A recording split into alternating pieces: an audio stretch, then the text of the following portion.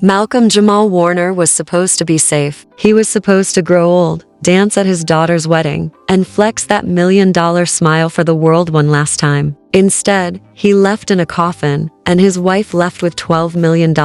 Fast. Real fast. Like Usain Bolt at a funeral. Fast. And guess who's been silent this whole time? The ex who saw it all coming but said nothing until now. Regina King just broke her silence, and baby, it wasn't just a tribute. It was a coded warning, a funeral in font. Witnesses say Malcolm drowned trying to save his daughter. Authorities say she was never in the water. The wife says, nothing, except, cremate him now, no autopsy, and no transfer every dollar to my name. Thanks. Y'all still think this was an accident? Because someone wanted Malcolm gone, and they wanted him silent, forever. But guess what? He left behind a little surprise called Theo, and if you've been paying attention, you know that's not just a name. That's a ticking bomb. This isn't grief. It's a cover-up, and somebody about to get exposed. Let's begin. Let's get one thing clear. Malcolm Jamal Warner didn't just go swimming and never come back. He wasn't drunk. He wasn't careless. He wasn't on some solo adventure like they tried to claim in those lazy headlines. This man went into the water with a purpose to save his child, and he never came out. But the real question isn't what happened in the water. It's what happened after. Because if you've ever seen a cleanup job, this one came with bleach, gloves, and a press release. It was July 20th, 2025. Cockles Beach, Costa Rica. The sun was out. The water was calm. The kind of day that screams vacation. Malcolm's daughter had just turned 8. They were celebrating. Family, friends, cake, ocean breeze. The kind of peaceful moment you can only have right before hell hits. And then, chaos, a current, a scream. Witnesses say they saw his daughter thrashing, fighting, caught in something stronger than she could handle. 1 second she was laughing on a floaty, next she was gasping, sinking.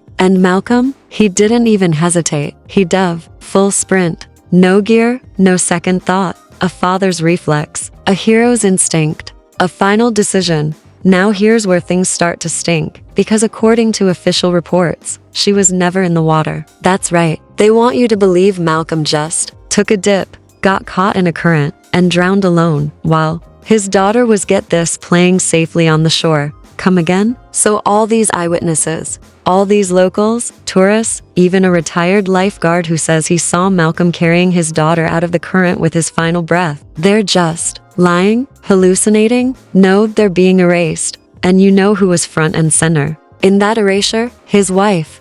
Not Regina. Not the woman who loved him and lost him. No, we're talking about the wife. The one who allegedly spent the last few years isolating him, controlling his access to people, and locking down the finances behind closed doors. And when that wave hit, she didn't panic. She didn't scream. She didn't even run into the water. She called her lawyer. Let's talk timeline. Malcolm's body hadn't even been released when legal documents started moving. Ownership of property, bank accounts, royalties, stocks, insurance. $12 million shifted, not to his daughter, not to a trust, to her.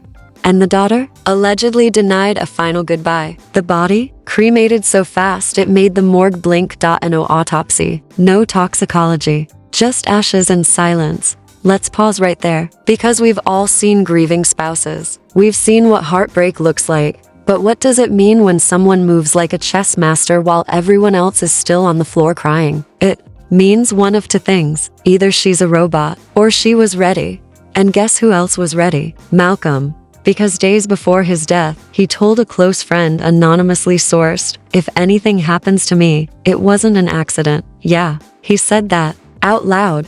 And if that doesn't give you chills, let's add another layer. Theo. It sounds like a Greek tragedy or some government file from a CIA black site, but nope, it's something else, something worse, something hidden in plain sight. Malcolm's private project, allegedly encrypted, allegedly dangerous, allegedly the reason he's not here anymore. Because here's the thing, Malcolm wasn't just an actor. He wasn't just Theo from The Cosby Show. In his later years, he got quiet, intentional, observant. He started keeping records, notes, dates, screenshots, whispers, and the name he gave to that growing vault of secrets, Theo files. Get it now? And just when you think that's the wildest part, Regina King enters the chat.no dramatic press conference. No teary interviews, just a picture, a motorcycle, a caption.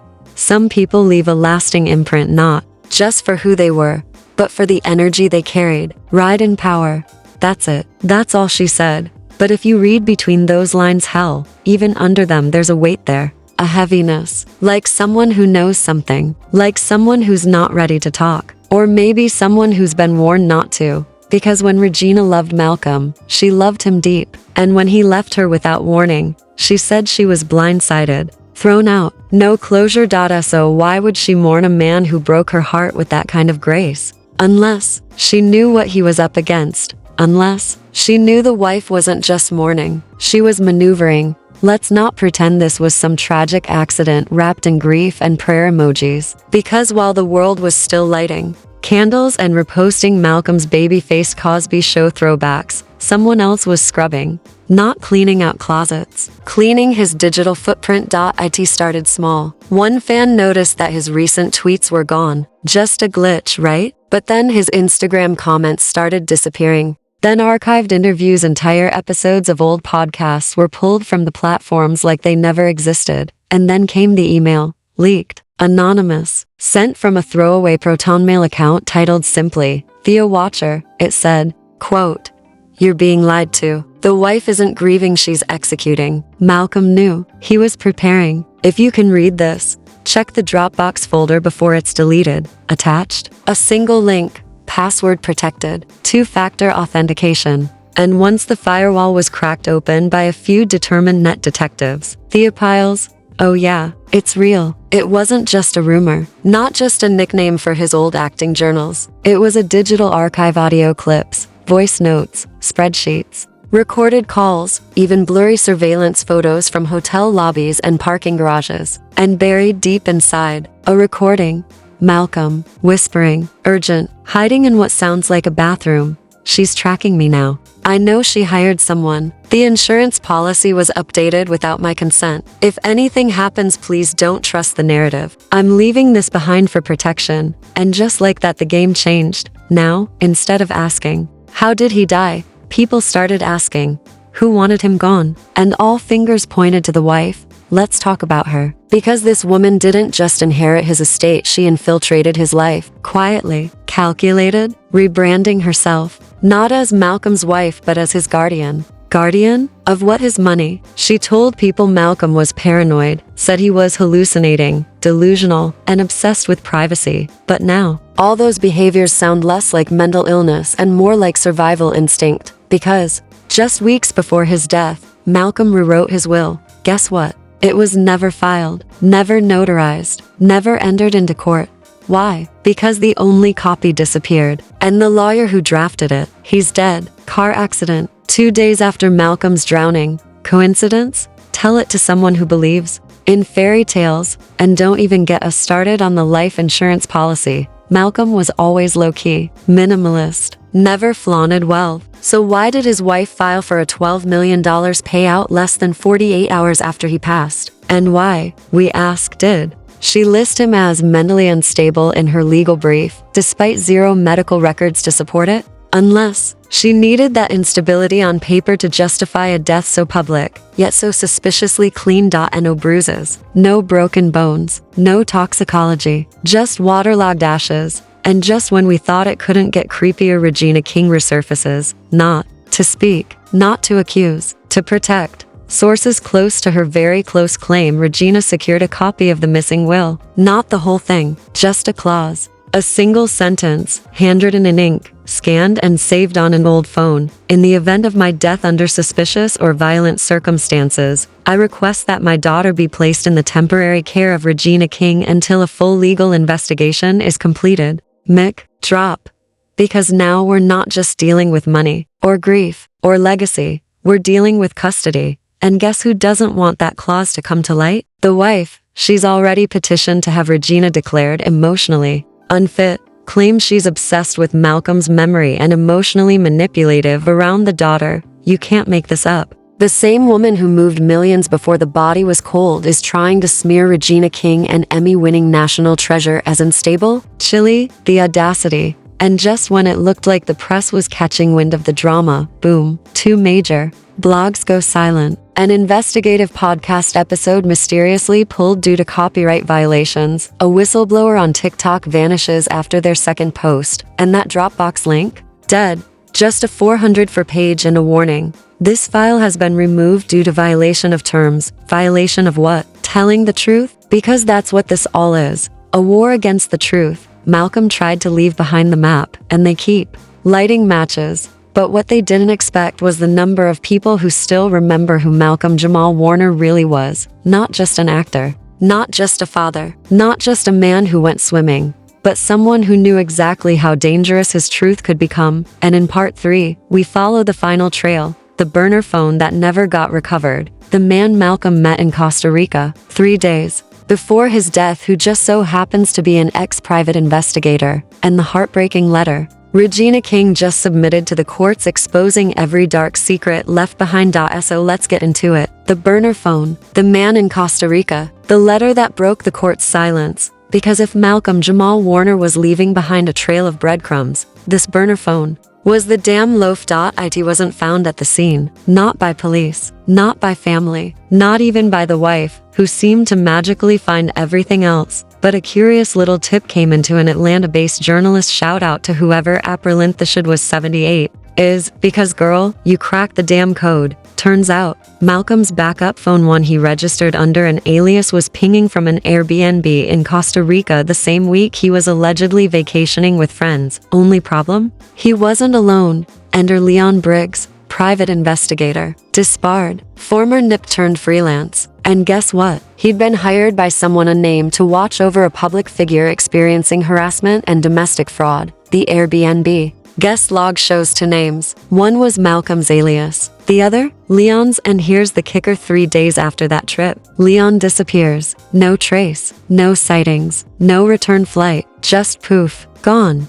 And who filed a travel advisory on his passport? You guessed it. Malcolm's wife claimed he was a potential threat, said he was harassing the family, provided no evidence. But the alert was logged, and Leon's passport was suspended retroactively. What kind of CIA Housewives of Beverly Hills mess is this? Now let's talk about the letter. Regina King, fed up with the silence, filed a 14-page declaration to the Superior Court of Los Angeles last month. And baby, she didn't just spill tea, she served a 4-course buffet. In the letter, she states under oath, Malcolm confided in me regularly about the threats to his safety, emotional manipulation within his marriage, and his fear that his child would be used as leverage after his death. Let that sink in. Used as leverage. She includes screenshots of text messages dated weeks before Malcolm died, where he says, "She wants to make me out to be unstable so she can control the money. She's trying to turn my daughter against me. I'm scared." One text, sent at 3:06 a.m. Another, "If anything happens to me, Regina, you know what to do." And she did. She marched into that courtroom like a mother and a soldier, slapped that letter on the table, and demanded the court unseal the contents of Theopiles. But wait, plot twist incoming. Just as the judge begins reviewing the letter, a new motion is filed. By the wife, she requests that all files pertaining to Malcolm Jamal Warner's mental health and posthumous character be sealed indefinitely under a family trauma clause. Excuse me? The woman who allegedly tried to fake his diagnosis, forge his will, cash out on his death, and erase every trace of his suspicions, now wants to protect his privacy? Nah sis. You want to protect your damn self. And if that wasn't enough, she showed up to the next hearing with a brand new lawyer. Guess who he used to work for? The same law firm that defended the Cosby estate in their hush money cases. Yeah, that one. So now we're dealing with high-priced legal goons, missing PS, sealed court files, and a grieving friend being painted as unstable for telling the damn truth. But Regina ain't backing down. She filed for emergency guardianship of Malcolm's daughter last week, and her lawyer attached a confidential folder labeled, "For the court's eyes only, evidence of coercion and endangerment." The judge hasn't ruled yet, but whispers from the courtroom say the file includes audio, possibly from the burner phone. And word is, one clip allegedly catches Malcolm's wife threatening him. Something about, "If you don't cooperate, I'll make sure no one even remembers your name. Oh baby, too late. Because the internet doesn't forget. And now the fans, the followers, the people who actually knew Malcolm's heart, they're rallying. Petitions, fundraisers, hashtags. Hashtag justice for Malcolm is climbing again. Because what started as whispers in a Reddit thread is now a full-blown digital rebellion. They tried to erase him, but in trying to bury Malcolm's truth, they accidentally gave it roots. And now, the branches are climbing through courtrooms, through burner phones, through Costa Rican jungles and sealed family vaults, because somewhere in all of this between the lies and the loss, Malcolm left behind something real, a daughter, a best friend, a voice that refused to shut up. And now, it's our turn to speak. This isn't over. Not until the will is opened. Not until the Dropbox file is restored. Not until Regina King walks out of that courthouse holding the hand of the one person Malcolm loved more than life itself, his daughter. And when that day comes, we'll be here, not just to remember Malcolm Jamal Warner, but to remind the world that behind every suspicious silence. So what do you think? Is this just another tragic celebrity story? Or a calculated, cold-blooded vanishing act wrapped in money, manipulation, and legal cover-ups? Drop your thoughts in the comments, because this rabbit hole is getting deeper by the minute. And trust, we're not done digging. Hit that subscribe button like it owes you answers. Turn on notifications so you don't miss the next piece of this puzzle. And if you've got tea, tips, or the Dropbox password, our DMs are wide open. Stay alert, stay loud, and most of all, stay woke.